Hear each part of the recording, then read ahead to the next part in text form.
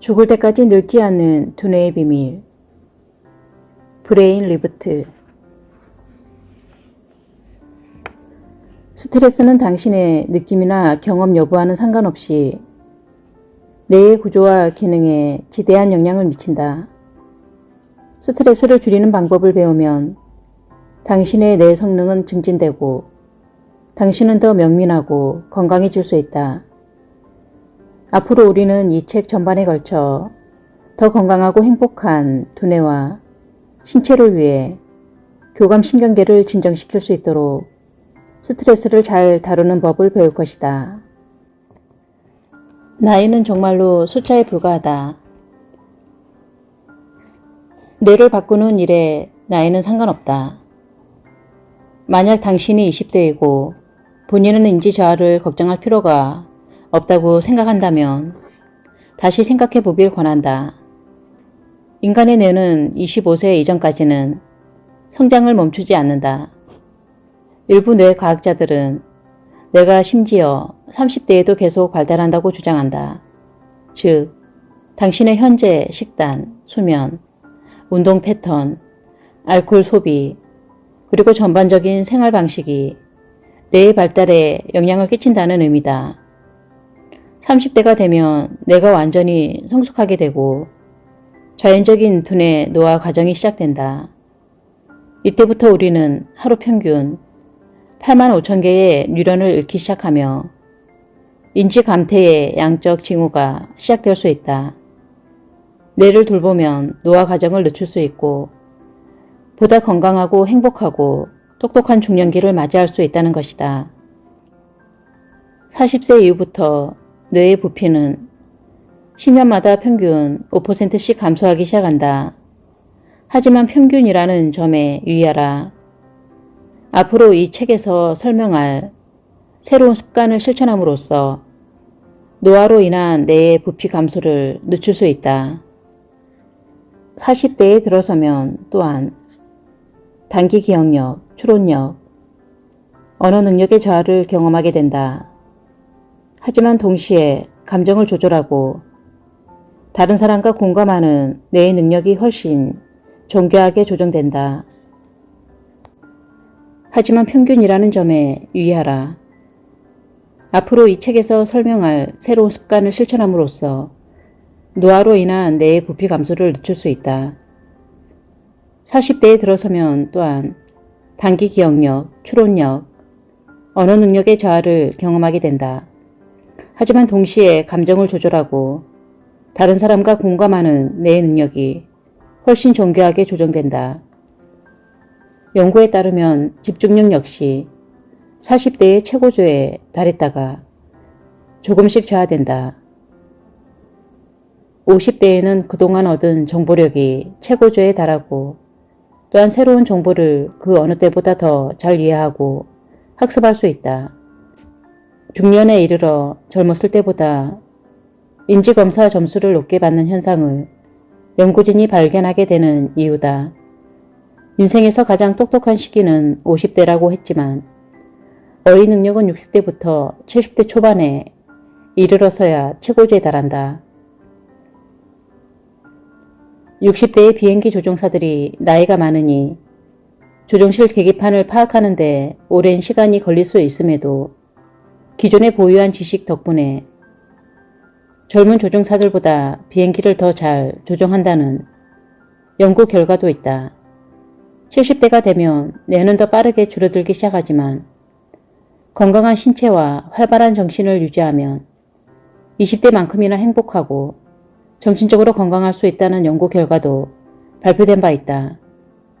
뇌 스캔 결과에서도 70대가 20대에 비해 더 높은 정서적 안정감을 보였다.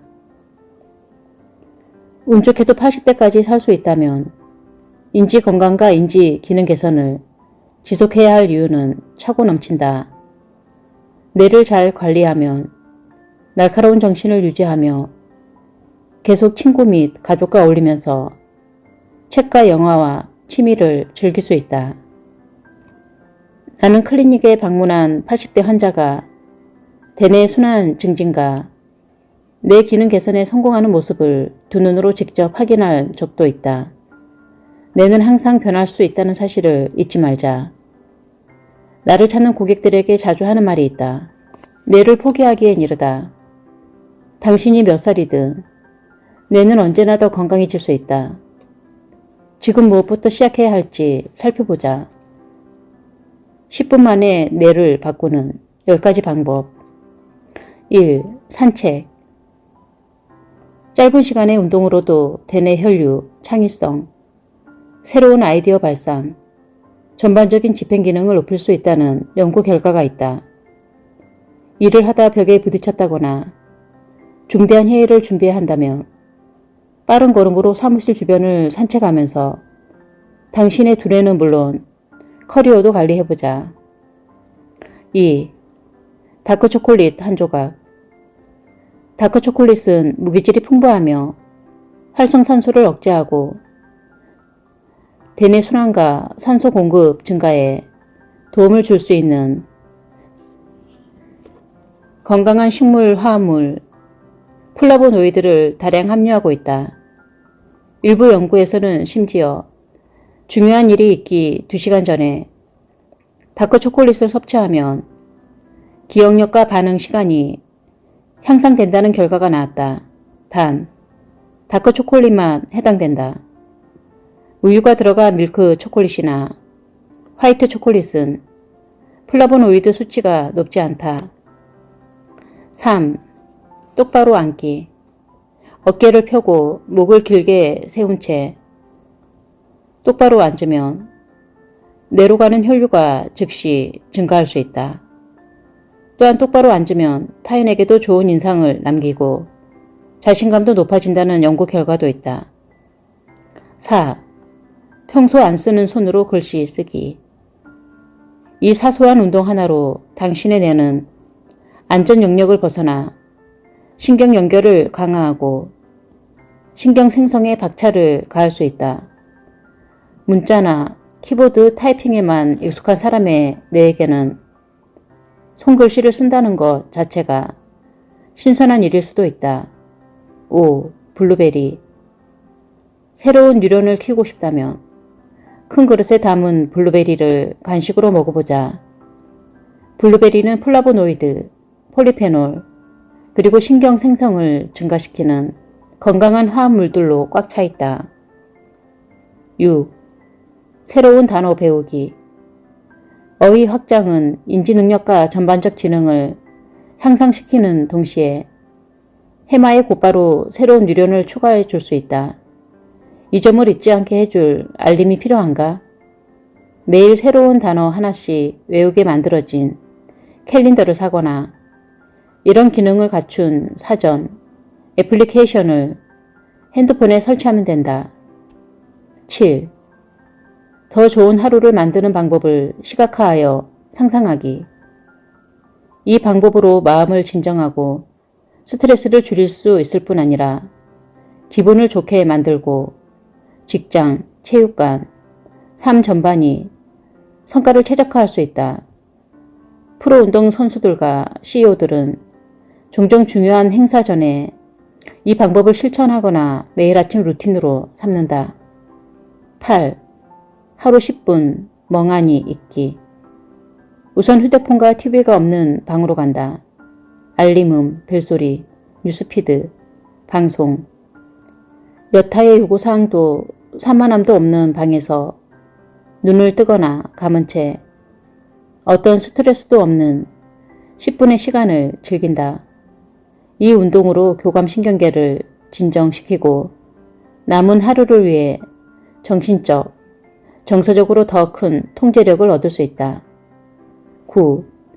스트레스를 해소시키는 좋은 향기 맡기.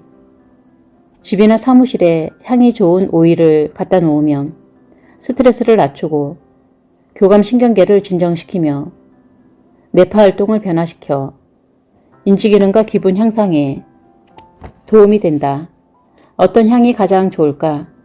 연구에 따르면 라벤더는 스트레스를 낮추는 데 좋고 베르가모트는 에너지 증가에 도움을 줄 수 있으며 유향은 뇌에 더 많은 산소를 가져다 준다. 10. 감사한 점 한 가지 적기.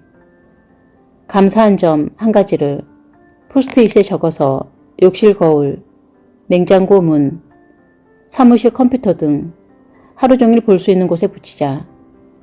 쪽지를 볼 때마다 감사한 점이 떠오르면서 긴장이 풀어지고 스트레스가 낮아지며 기분이 좋아질 것이다. 건강한 두뇌의 스트레스 해소법.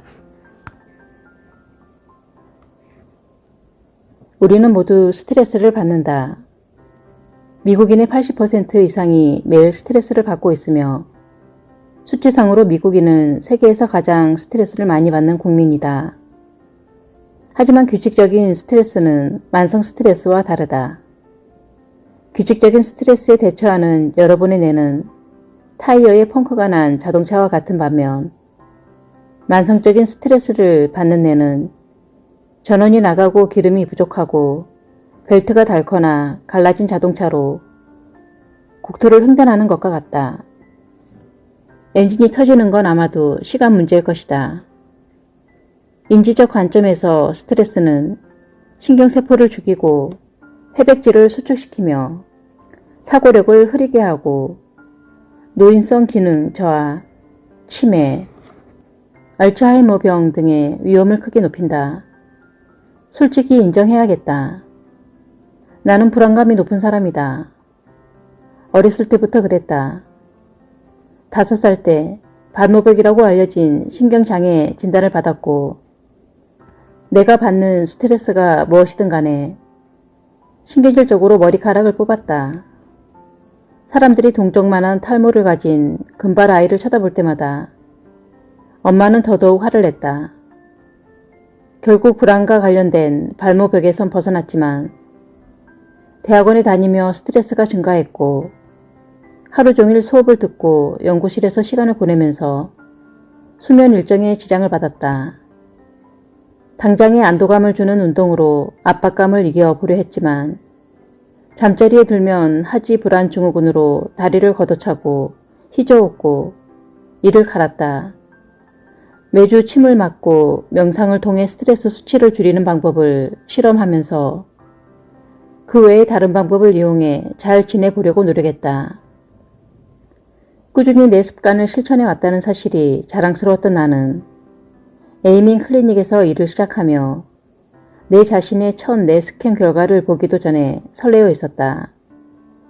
스트레스와 관련해 불안감이 높았던 기간이 있었다는 건 알았지만 뇌의 건강을 유지하기 위해 나는 건강하게 먹고 매일 운동을 하고 양질의 영양제도 섭취하고 있었다.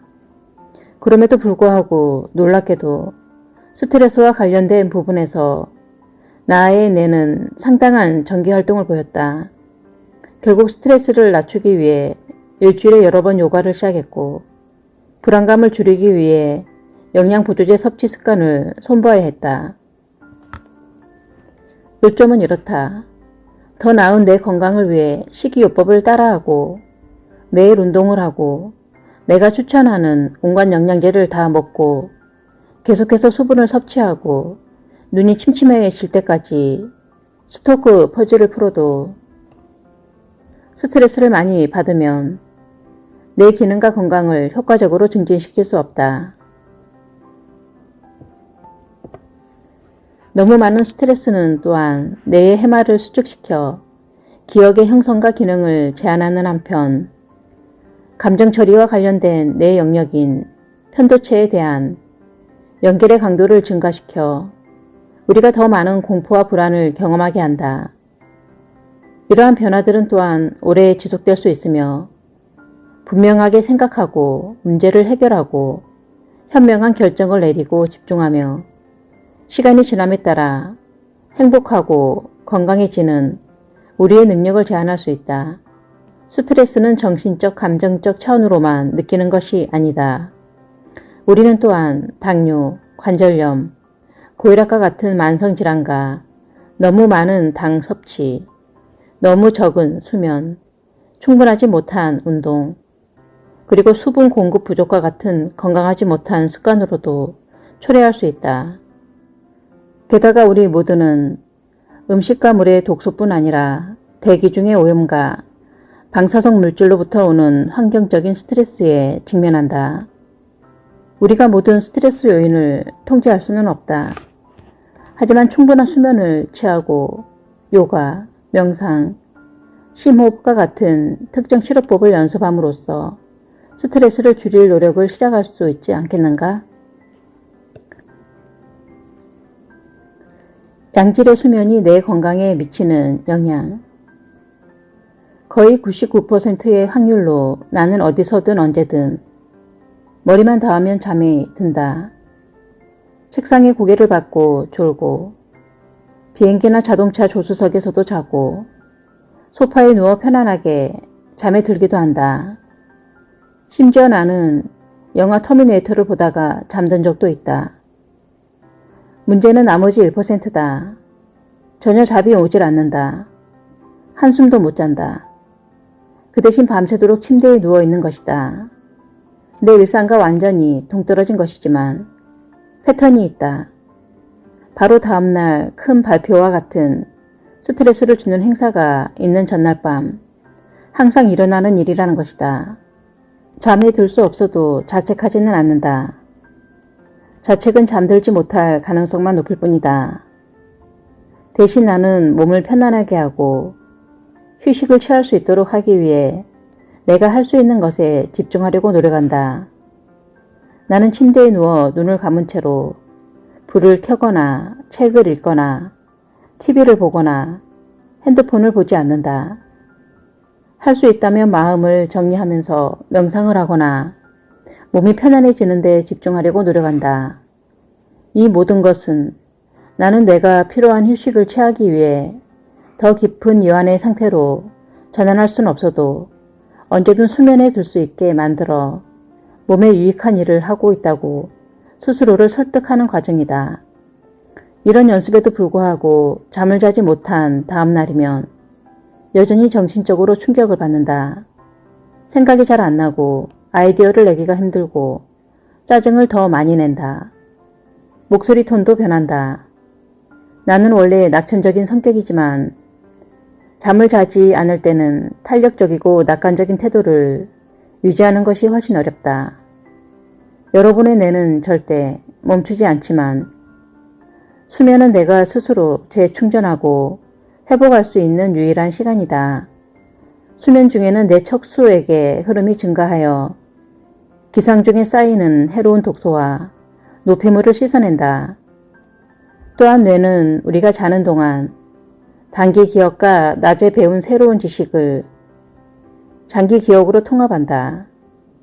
그렇기 때문에 충분한 잠을 자지 못하면 전날 들은 것을 다음날 기억하지 못할 때도 있는 것이다. 이런 이유로 하룻밤을 자거나 짧은 낮잠을 잔 후 기억력 검사를 하면 결과가 더 좋다. 잠을 충분히 자는 학생들의 시험 결과가 더 좋다는 연구 결과도 있다. 마찬가지로 수면은 집행기능, 즉 계획을 세우고 올바른 결정을 내리고 조직력을 유지하고 집중력을 유지하는 능력에서 필수적이다. 잠을 너무 적게 자면 어떤 행동이 틀려도 옳다고 생각하고 좋은 결정을 내리지 못할 수도 있다.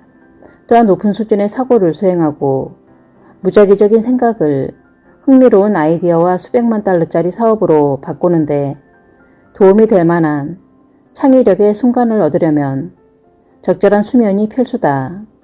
충분한 수면을 취하지 않으면 뇌의 특정 부위가 과도하게 활동해 사고력, 집중력, 인지 능률을 저해하는 새로운 신경 경로가 생길 수 있다. 7시간 미만의 수면은 스트레스와 불안감을 30%나 증가시키며 충분한 휴식에 비해 우울증에 걸릴 위험을 10배 이상 높인다. 어떤 학자들은 심지어 우리가 매일 밤 60에서 90분 정도만 더 수면을 취해도 세상이 훨씬 행복한 곳이 될 것이라 말한다. 부족한 수면이 뇌에만 영향을 주는 것은 아니다.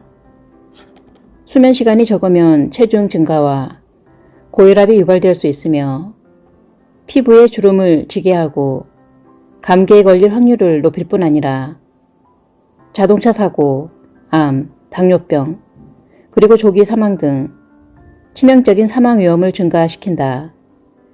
그렇다면 우리는 정말 얼마나 수면을 취해야 할까? 주요 국립보건기관들은 하룻밤에 최소 7시간을 권장하고 있으며 일부 사람들은 활동 수준, 생활 습관 및 건강에 따라 최대 9시간까지도 필요하다.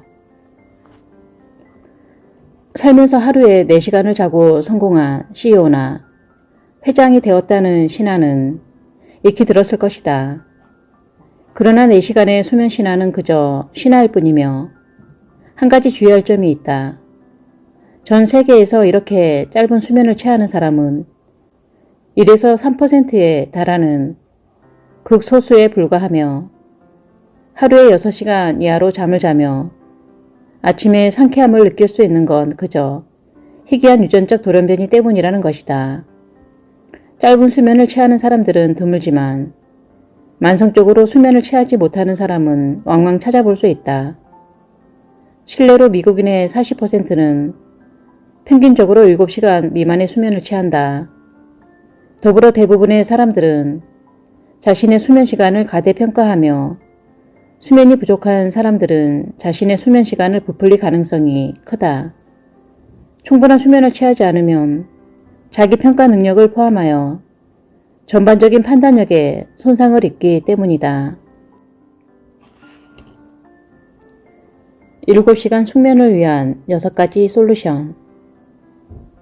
1. 수면 루틴을 세우자.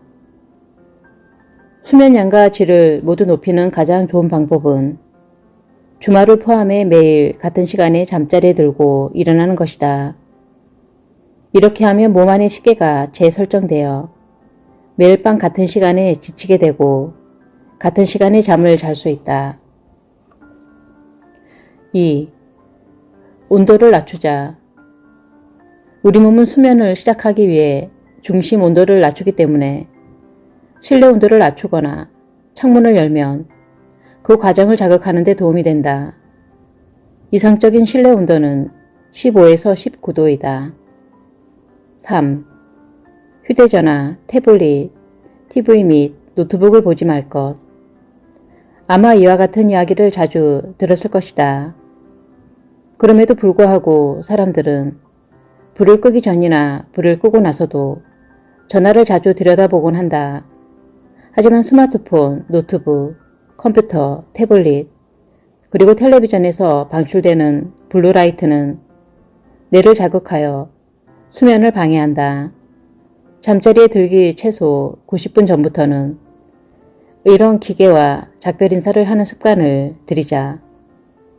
여의치 않다면 블루라이트 차단 안경을 쓰거나 블루라이트 필터 애플리케이션을 이용해보자. 4. 수면 의식을 만들자. 우리 집은 매일 밤 8시부터 실내의 조도를 낮추고 몸이 멜라토닌을 생성할 수 있는 환경을 조성한다. 매일 9시 30분쯤 나는 애완견이자 구조견인 오스카를 데리고 마지막 산책을 한 후에 이를 닫고 세수를 하고 읽기 좋은 책을 들고 침대로 들어간다. 불을 끄기 전 몇 분간 책을 읽는 습관이 있다. 5. 잠에 들기 3시간 전부터 아무것도 먹지 않는다. 저녁이나 간식을 잠들기 전에 먹으면 소화불량을 일으킬 수 있고 수면에도 방해가 된다. 6. 수면 강화 성분을 이용한 목욕을 한다. 잠이 안 올 것 같으면 사리염으로 따뜻한 목욕을 해보자.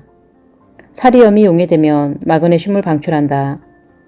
마그네슘은 근육과 신경을 진정시키고 이완시키는 효과가 있다.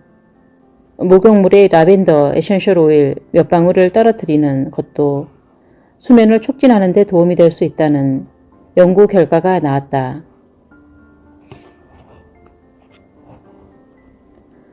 평온하고 영민한 마음을 위한 3가지 두뇌 단련법. 스트레스를 더 잘 조절하기 위해서는 뇌의 기능적, 구조적 변화로 이어질 수 있는 활동을 찾아야 한다. 연구에 따르면 명상, 요가, 그리고 심호흡은 모두 뇌의 신경망을 다시 연결시키고 강력하고 장기적인 연결망을 만든다고 한다. 심지어 일주일에 몇 번 이런 활동들 중 하나를 하는 것만으로도 뇌에 상당한 영향을 미칠 수 있다. 1. 명상. 명상을 해보지 않은 일부 사람들은 처음에는 회의적인 반응을 보인다. 나는 처음 명상을 접하고 궁금했다. 다른 많은 논리적이고 직선적인 사상가들처럼 명상도 눈을 감고 연꽃 포즈를 취하며 마음속의 모든 생각을 잠재우는 것을 의미한다고 생각했다. 하지만 나만의 명상 연습을 개발하고 명상이 내 기능에 얼마나 영향을 미치는지에 대한 연구를 한 후 내 기능을 최적화하는 이 기술에 대해 완전히 새롭게 이해를 하게 되었다. 명상의 정의는 너무도 제각각이고 실천법에 대해서도 수많은 방법이 존재한다. 개인적으로 명상은 가만히 앉아 내면을 정리하고 당면한 현재에 초점을 맞추어 좀 더 마음을 기울이는 공간으로 들어가는 연습을 하는 것으로 정의하고 싶다. 많은 사람들에게 명상은 혼자 있을 조용한 공간을 찾고 여러분의 숨과 몸에 집중하는 것을 의미한다. 생각이 머릿속에서 계속 피어날 수도 있지만 곰곰이 생각에 빠지는 대신 생각을 인정하고 그저 심호흡에만 집중해보자. 일반적으로 이를 마음가짐 명상이라고 한다. 마음가짐 명상이 뇌를 어떻게 변화시킬까? 매일 연습을 한다고 가정했을 때 우리의 뇌파 상태는 주의력과 각성 중심의 베타 뇌파에서 조용하고 편안한 휴식 상태인 알파 뇌파로 바뀐다. 연구에 따르면 몇 주 또는 몇 달 동안 명상을 거듭하면 뇌의 기억을 담당하는 해마를 포함한 회백질이 증가하여 감정 조절이 쉬워진다. 명상은 또한 뇌의 공포를 담당하는 편도체의 크기를 줄여 우리가 받는 불안감과 스트레스 자체를 줄여준다. 흥미롭게도 명상은 크든 작든 모든 사건을 자신과 연관짓는 자기중심적 혹은 자기지시적 사고도 잠재울 수 있다. 이런 자기지시적인 생각은 걱정과 불안감을 증가시키지만 명상은 이런 종류의 고뇌를 제한할 수 있는 새로운 연결고리를 만들어낸다. 또한 스트레스 호르몬인 코르티솔과 염증 표지를 현저하게 줄이는 데 도움을 준다. 연구에 따르면 한두 달 동안이라도 명상을 한 사람들은 그 후로 3년간 명상을 하지 않아도 스트레스와 불안감을 적게 받는다. 명상은 또한 우리의 정신적인 명료함과 집중력, 그리고 좋은 결정을 내릴 수 있는 능력을 증가시키면서 우리를 더 똑똑하게 만든다.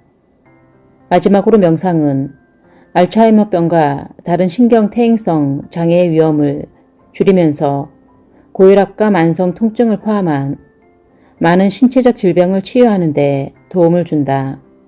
2. 요가.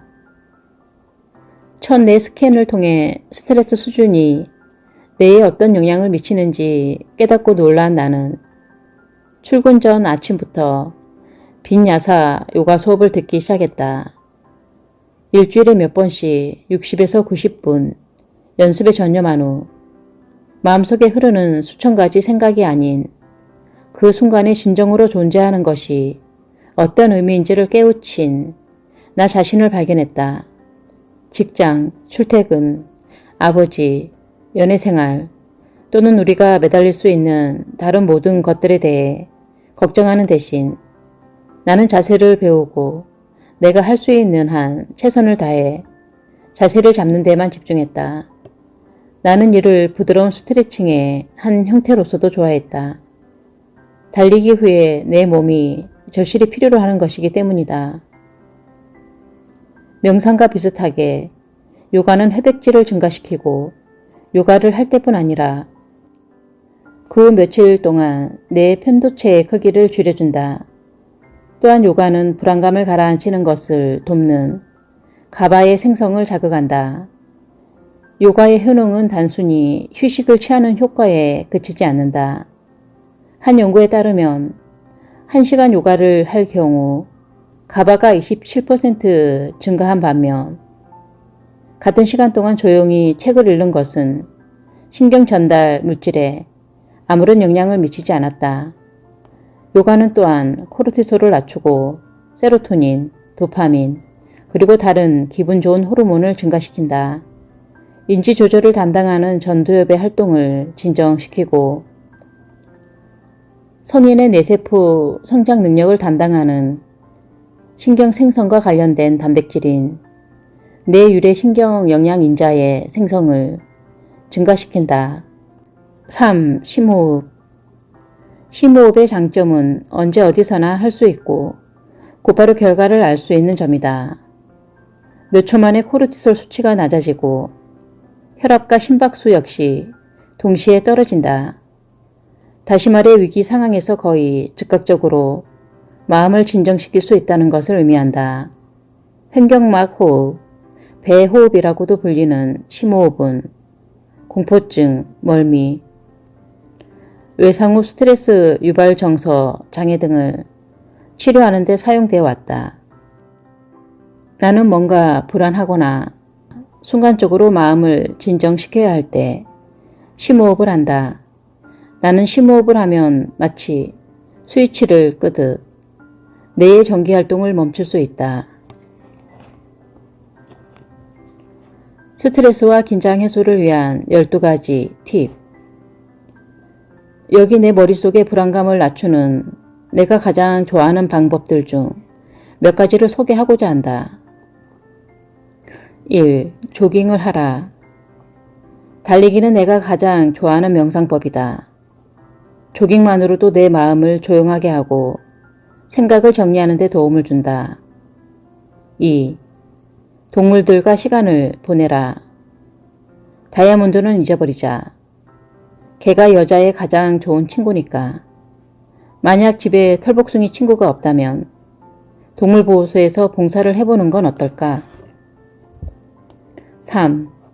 가장 친한 친구에게 전화하라. 가장 친한 친구와 전화통화를 할 때마다 몇 분만이라도 웃음이 터지곤 한다. 친구는 내 문제에 대해 다른 신선한 관점을 가져다 준다. 4. 해변으로 가라. 자연은 스트레스를 줄이고 긍정과 기분을 개선해주는 과학적인 효과가 분명한 뇌 건강법이다. 5. 가바 영양보조제를 복용하라. 나는 압박감을 느낄 때마다 신경 전달 물질 영양보조제를 추가로 복용한다. 6. 난방을 높이자. 만약 찜질방이나 온수 욕조를 체험해 봤다면 근육과 정신을 엄청나게 편안하게 해줄 것이라는 것을 알 것이다. 거품 목욕이나 전기 매트 같은 것도 좋은 대안이다. 7. 기발한 책을 읽으라. 동기부여 책을 읽을 때마다 나는 생각을 진정시키고 관점을 바꾸고 내가 더 나은 사람이 되도록 영감을 받는다. 지금 내 침대 옆 테이블 위에 있는 책은